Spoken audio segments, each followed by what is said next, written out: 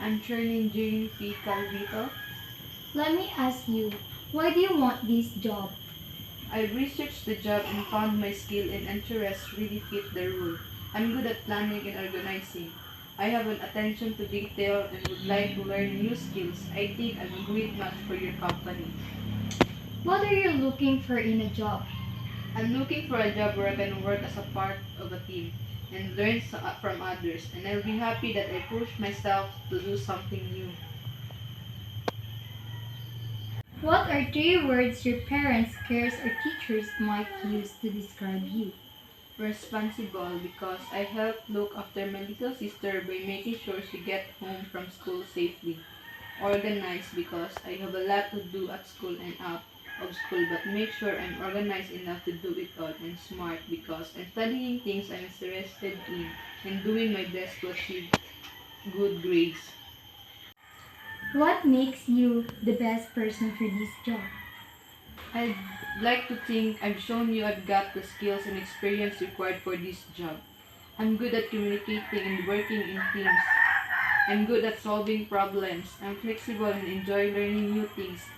From what I know and what you've told me about the job, I think I'd be the asset to your company. What's your biggest weakness? I sometimes act too quickly, but I've learned to make a through checklist before I start a new task or project with means. I don't miss everything or rush into things without thinking them through. Have you ever had to deal with being in a team with people you don't get on with? I worked on some in the people and team weren't getting on. I spoke to my boss about it and she called a meeting to discuss the problem, and we were able to talk them through in the team. Things got a lot better after that. What do you like to do in your spare time? I'm a part of volleyball team, as I said. I really enjoy it as well as loving to play. It means I've made some good friends and been part of them. We have all been helping each other to improve some of the skills we needed to work, and we've been playing much better because of that. I also like to write the school paper and have to research and interview people, which is fun.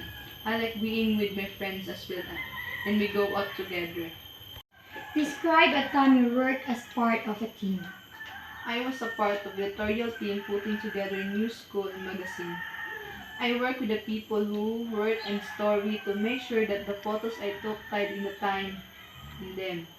The magazine sold well at the school fair and we raised money for the school fund. Can you tell me about the time when you had to do lots of things at once? I do something school like volleyball and had a lot of coursework to finish all by the end of the terms as well. I marked my calendar with all my volleyball practice and plans I had made with friends, and I made a list of everything I had to finish off. I could see what the most important and when I have to get finished in order to get everything done on time. Why do you want to work here? I am sure when the time comes, we can agree on reasonable amount. In that range, do you typically pay someone with background? Why do you think you are qualified for this position? I am qualified for this position because I have the skills you need and the experience to back it up. What can you do for us that other candidates can't? I have a unique combination of strong technical skills and the ability to build strong customer relationships. This allows me to use my knowledge and break down information to be more user friendly. What are your goals? My immediate goals is to get a job in a growth-oriented company.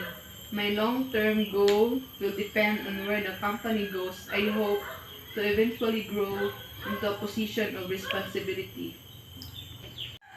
When were you most satisfied in your job? I was very satisfied in my last job because I worked directly with the customers and their problems. That is an important part of the job for me. Thank you, Miss Caldito, and thank you for answering all my questions. I'll message you if you're hired.